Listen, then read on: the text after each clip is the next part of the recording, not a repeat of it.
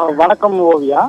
சென்னை மக்களின் குடிநீர் ஆதாரத்தில் முக்கிய பங்கு வகித்து வரும் திருவள்ளூர் மாவட்டத்தில் உள்ள நீர்த்தேக்கங்களில் ஒன்றான பூண்டி சத்தியமூர்த்தி நீர்த்தேக்கம் அதன் முழு உயரமான 35 அடியில் தற்போது 33 அடியை தாண்டி அந்த நீர் இருப்பானது தற்போது உள்ளது.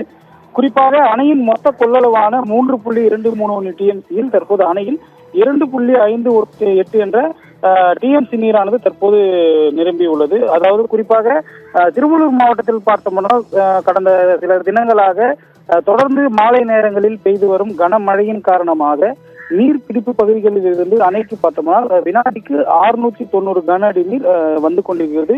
அதே போன்று இணைப்பு கால்வாய்கள் மூலமாகவும் புழல் ஏரி, அதே போன்று அருகாமையில் உள்ள சோழாவரம் ஏரி உள்ளிட்ட ஏரிகளுக்கு பூண்டி சத்தியமூர்த்தி நீர்த்தேக்கத்திலிருந்து 600 கன அடி நீர் தற்போது அனுப்பப்பட்டு வருகிறது.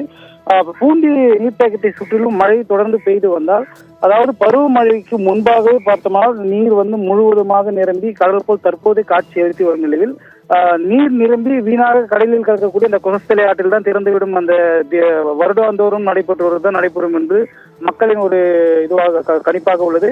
குறிப்பாக பூண்டி சத்தியமூர்த்தி நீர்த்தேக்கத்தை சுற்றி தடுப்பணைகள் கட்ட வேண்டும் என்று மக்களின் பல ஆண்டுகளாக உள்ள கோரிக்கையும் நிறைவேற்றப் போவது யார் என்று தெரியாமலும் ஒரு கிடப்பில் போடப்பட்ட ஒரு அறிவிப்பு இருந்தாலும் இந்த நீரானது தற்போது பூண்டி சத்தியமூர்த்தி நீர்த்தேக்கத்தில் முழுவதுமாக நிரம்பி கடல் போல் ரம்மியமாக காட்சியளித்து வருகிறது. ஓவியா.